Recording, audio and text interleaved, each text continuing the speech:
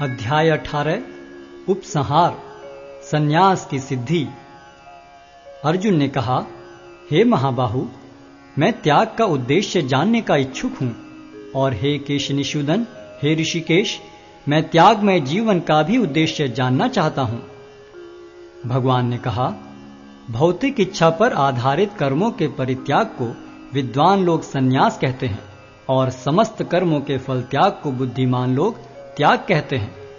कुछ विद्वान घोषित करते हैं कि समस्त प्रकार के सकाम कर्मों को दोषपूर्ण समझकर त्याग देना चाहिए, किंतु अन्य विद्वान मानते हैं कि यज्ञ, दान तथा तपस्या के कर्मों को कभी नहीं त्यागना चाहिए। हे भरत श्रेष्ठ, अब त्याग के विषय में मेरा निर्णय सुनो।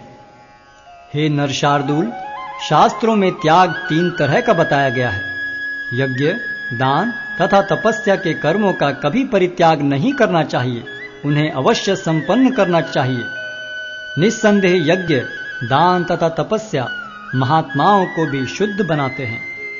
इन सारे कार्यों को किसी प्रकार की आसक्ति या फल की आशा के बिना संपन्न करना चाहिए। हे प्रथापुत्र, इन्हें कर्तव्य मानकर संपन्न किया जाना चाहिए। यही मेरा अंतिम मत है। निर्दिष्ट कर्तव्यों को कभी नहीं त्यागना चाहिए। यदि कोई मोहवश अपने नियत कर्मों का परित्याग कर देता है तो ऐसे त्याग को तामसी कहा जाता है। जो व्यक्ति नियत कर्मों को कष्टप्रद समझकर या शारीरिक क्लेश के भय से त्याग देता है, उसके लिए कहा जाता है कि उसने यह त्याग रजोगुण में किया है। ऐसा करने से कभी त्याग का उच्च फल प्राप्त नहीं होता। हे अर्जुन, जब मनुष्य नियत कर्तव्य को करणीय मानकर करता है और समस्त भौतिक संगति तथा फल की आसक्ति को त्याग देता है, तो उसका त्याग सात्विक कहलाता है।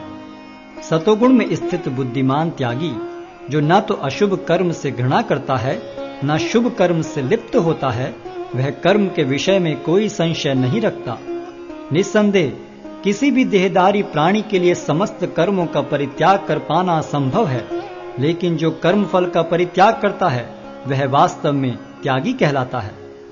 जो त्यागी नहीं है, उसके लिए इच्छित, अनिच्छित तथा मिश्रित ये 3 प्रकार के कर्मफल मृत्यु के बाद मिलते हैं, लेकिन जो सन्यासी है उन्हें ऐसे फल का सुख दुख नहीं भोगना पड़ता।